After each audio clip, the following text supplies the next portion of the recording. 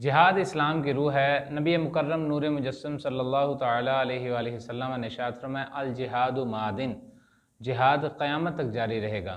خلیفہ اول بلا فصل حضرت سیدنا صدیق اکبر رضی اللہ تعالیٰ عنہ جب خلافت پر متمکن ہوئے تو آپ رضی اللہ تعالیٰ عنہ نے ارشاد فرمایا جو قوم جہاد کو ترک کر دیتی ہے وہ ذلیل و رسوائی کا شکار ہو کر رہ جاتی ہے۔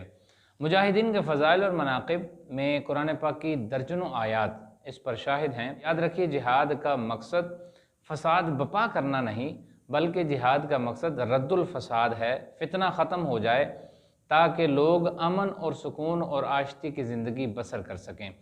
جہاد کے بیسیکلی اگر مقاصد پر اگر ہم بات کریں تو دو مین اس کے مقاصد ہیں۔ نمبر 1 فتنے کا خاتمہ ہے اور نمبر 2 جو جہاد کا بنیادی مقصد ہے وہ مقدس مقامات کا تحفظ ہے۔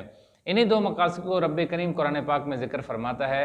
پہلی آیت کریمہ فرمایا وَقَاتِلُوهُمْ حَتَّى لَا تَكُونَ فِتْنَةٌ وَيَكُونَ الدِّينُ لِلَّهِ، اور ان سے جہاد کرو حتیٰ کہ فتنہ باقی نہ رہے، دین سارے کا سارا خالص اللہ کے لیے ہو جائے۔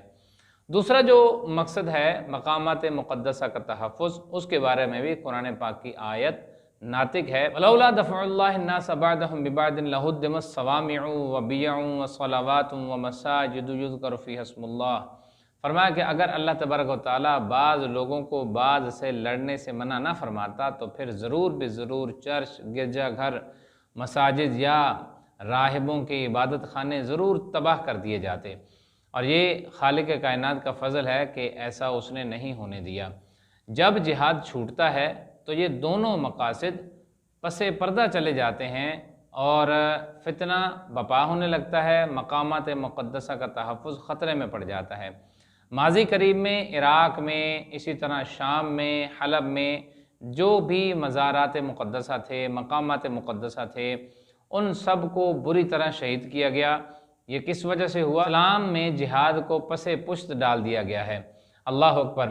ذمہ وہ شخص ہوتا ہے کہ جو کہ مسلمانوں کے ملک میں جزیہ دے کر رہتا ہے، ہوتا وہ کافر ہے لیکن وہ مسلمانوں کے ملک میں جزیہ دے کر رہتا ہے۔ ایک شرط ذہن میں رکھنے والی یہ بھی ہے کہ ذمہ موقع آنے پر مسلمانوں کے خلاف ہتھیار نہ اٹھائے، پھر اس ذمہ کو حقوق مسلمانوں جیسے ملیں گے، اس کے مال و بقا کا تحفظ ہوگا، اس کی عزت کا تحفظ ہوگا۔ حضرت فاروق اعظم رضی اللہ تعالیٰ عنہ نے حضرت ابو عبیدہ بن جراح امین الامت کو یہ بات آپ نے مکتوب میں لکھی تھی وَمْنَعِ الْمُسْلِمِينَ مِنْ ظُلْمِهِمْ وَالْإِضْرَارِ بِهِمْ وَأَكْلِ أَمْوَالِهِمْ إِلَّا بِحِلِّهَا، فرمایا کہ مسلمان اور ذمیوں کا تعلق ایسے رکھنا ہے کہ مسلمان ذمیوں پر ظلم نہ کریں، ان کے مال نہ کھائیں، ان کو کسی قسم کی تکلیف نہ دیں۔ ہاں اگر ذمیوں کی طرف سے زیادتی ہو تو عدالت کے تھرو ان کو اس کی پنشمنٹ دلوائی جائے، لیکن کسی مسلمان کو یہ حق نہ دیا جائے کہ وہ ناجائز زیادتی کسی ذمہ پر کرے۔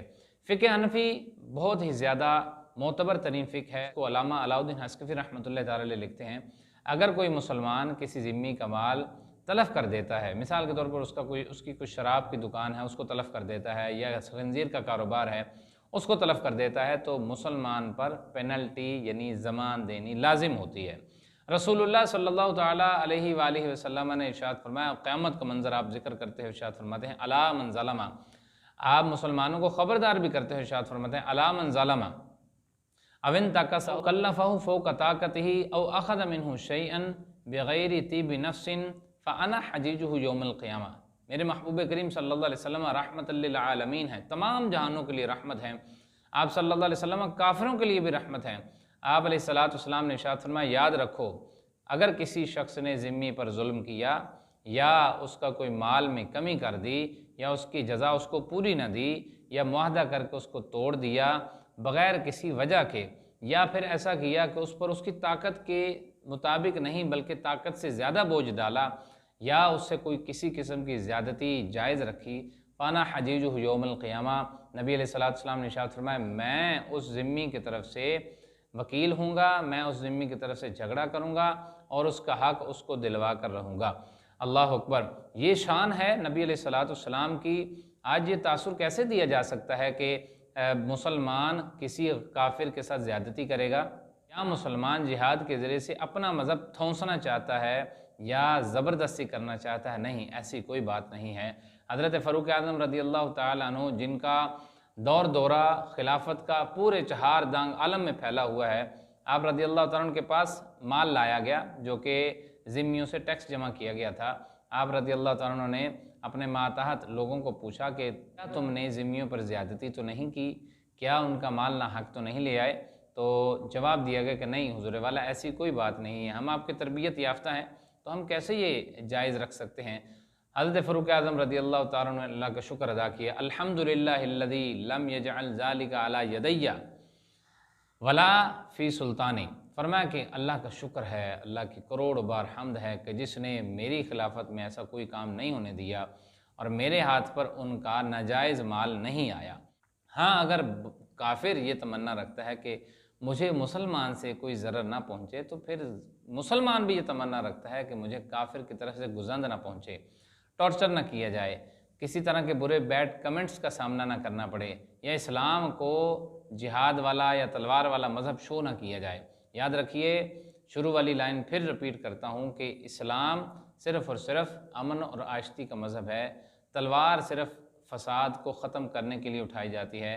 باقی ہر کوئی اپنے مذہب میں رہے، ہندو اس کی بتوں کی پوجا کریں، بدھ مت اپنے مذہب میں رہیں، یہودی اپنے مذہب میں رہیں، ہر کوئی اپنے اپنے مذہب میں رہ کر اپنے اپنی عبادت کرے۔ ہر ایک کو اسلامی ملک میں اس کی اجازت ہوتی ہے، لیکن کسی دوسرے مذہب کی توہین کرنے کی اجازت کسی طور پر بھی نہیں دی جاتی۔ عیسائی یہ نہیں چاہتے کہ حضرت عیسیٰ علیہ السلام کی کوئی توہین کرے، یہودی نہیں چاہتے کہ حضرت موسیٰ علیہ السلام کو کوئی برا کہے، اسی طرح مسلمان بھی یہ نہیں چاہتے کہ ان کے نبی علیہ السلام کو کوئی برا کہے۔ اللہ تبارک و تعالیٰ سمجھ عطا فرمائے۔